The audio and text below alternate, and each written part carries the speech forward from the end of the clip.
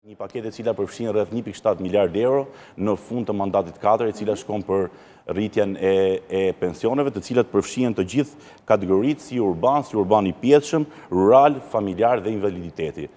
Mendoj që është një politikë shumë e mirë Kryeministri Edi Rama dhe qeverisë që do sjellë këtë rritje dhe këtë mirëqenie sociale për një kategori të caktuar. E përmendët ju më drejt dhe dua dhe unë të ndalem si një pikë tjetër shumë e mirë, është ajo e rritjes së pagës minimale nga 400 në 500 euro. Besoj që është një vendim shumë i mirë i qeverisë për rritjen e pragut minimal të pagës, jo vetëm për administratën shtetërore, por një pikë e cila do rritet edhe në